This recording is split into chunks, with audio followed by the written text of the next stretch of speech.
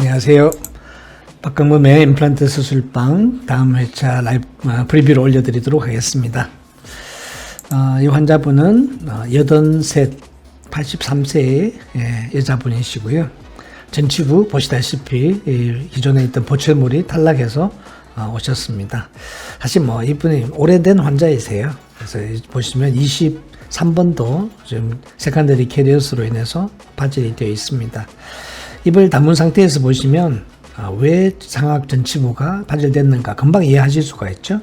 하악의 전치부가 너무 슈퍼 이롭션이 되어 있습니다. 그래서 이런 것은 반드시 주 보철물을 할 때는 완전히 처리를 하지 않으면 상악의 어떤 임플란트를 또 어떤 보철물을 한다 하더라도 오래 갈 수는 없겠죠. 이 교합의 중요성을 다시 한번 생각하게 해주는 그런 케이스라고 할 수 있습니다.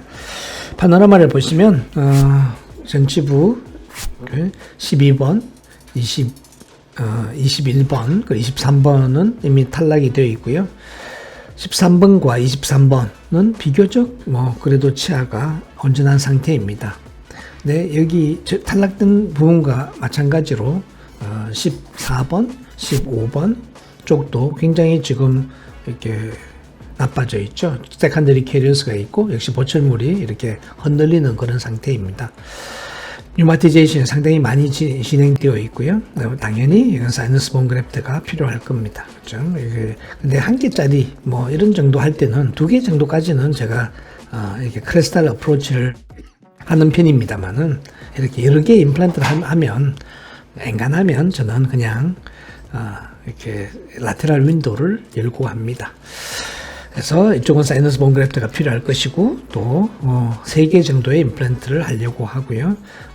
17번은 보면 루트가 사이너스 속으로 들어가 있는 것처럼 보이시죠? 네, 사실 그럴 것 같습니다.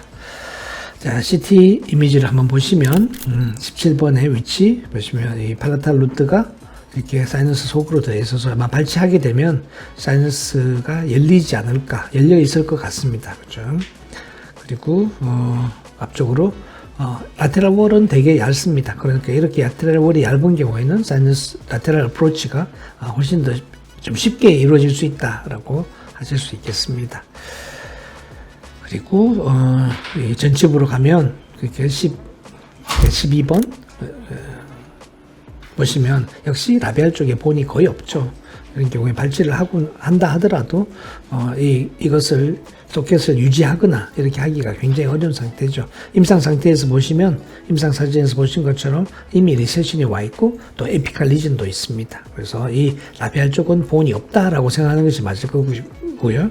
이미 발치됐다고 보면 굉장히 틴 엣지가 되어 있다, 거의 나이프 엣지가 되어 있다, 될 거다라는 걸 생각하고 임플란트 계획을 하는 것이 맞겠습니다.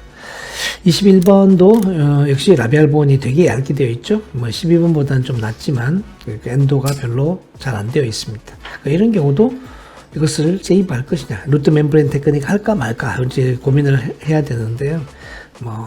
연세도 높으시고 해서 가급적이면 심플하게 그렇게 해볼까 합니다. 22번은 세이브하는 게 맞겠죠. 이거 마저 다 포함시킬 수도 있겠지만 이게 있는 거하고 없는 거는 굉장히 큰 차이가 있을 것 같습니다. 23번 보시면 역시 라비알 쪽으로 루트가 완전히 라비알 쪽에 있고 라비알 쪽에 남아있는 발치를 한다면 라비알 본이 아무튼 프랙처돼서 같이 사라지지 않을까 싶습니다. 이런 경우라면 당연히 또 팔라탈 쪽으로 본이 충분하게 있기 때문에 루트 멤브레인을 테크닉을 통해서 이것을 세이브 해주는 것이 소켓의 컨투어의 리지 컨투어를 유지하는 데 있어서 아주 큰 도움이 될 것 같습니다. 여러 번 우리가 같이 수술했기 때문에 여러분들이 제 스타일을 좀 이제 아실 것 같습니다. 제가 어떻게 수술할지 한번 이렇게 생각을 해보시고 다음 주에도 함께 하시면 좋겠습니다. 감사합니다.